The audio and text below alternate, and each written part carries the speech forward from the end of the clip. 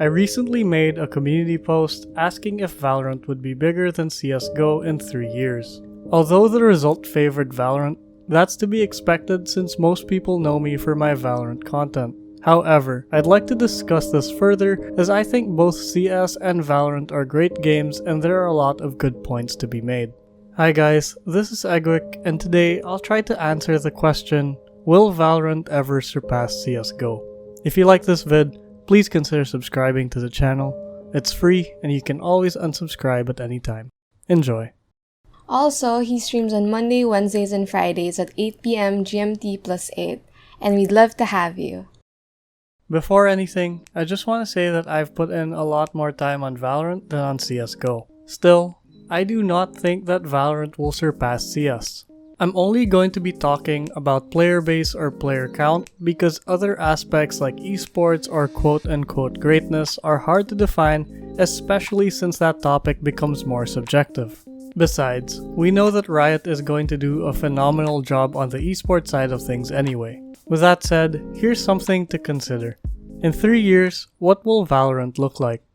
In its current state, the game is pretty easy to pick up. The base mechanics are easier because movement speed is slower and counter-strafing isn't as impactful. The amount of weapons have been cut down, simplified, and streamlined to make the buy menu less daunting. You have a lot of quality of life additions like knowing how much money you'll have on the next round, knowing how much money the enemy has, and added voice lines for when spike or bomb has been dropped. You don't have to learn smoke lineups or how to flash this and that, and everything is relatively simple because abilities make it so. Take Omen's Smoke as an example. That would be another lineup that you'd have to learn in CSGO. All these reasons are what arguably makes Valorant more appealing to newcomers in its current state. And that's great. Riot applied the same formula they used with League and Dota, but with an added twist. The twist being that Valorant is a mix of CS mechanics with Overwatch abilities. This is what makes Valorant exciting, but ultimately, this might lead to a lot of problems in the future. With Riot's plan to release a new agent every act, which is around 2 months, that would mean that we'd have 6 new agents per year, and in 3 years, we'd have 80 new agents, each with 4 abilities and optional passive abilities. That's a total of 72 new abilities that players will have to learn to play with and against, not counting the agents that are already present. It won't be that bad for the existing player base, but as more agents are added, the worse the new player experience becomes. This is apparent in other games like Rainbow Six Siege, Overwatch, or even League of Legends and Dota. There are just so many characters with different abilities that ability diversity, which was considered a strength, now becomes a weakness because you need to watch out for a lot of things. Now, it's always going to be 5v5, but you still need to learn a lot just to be competent. It's a strong barrier to entry for new players, which is why I never bothered trying Rainbow Six or Overwatch, especially since you need to learn the meta in order to play competitively. There are a lot of counter arguments to this. For example, you could say that abilities won't be as impactful. In some cases, that's true, like with Yoru. But for other agents like Killjoy and Cypher, you need to single-handedly learn to play against them in order to attack sites. We can't predict what kind of agents Riot will release, but power creep will also be a factor in some way. As more and more agents are added, older ones may become obsolete and require reworks, just like in League of Legends.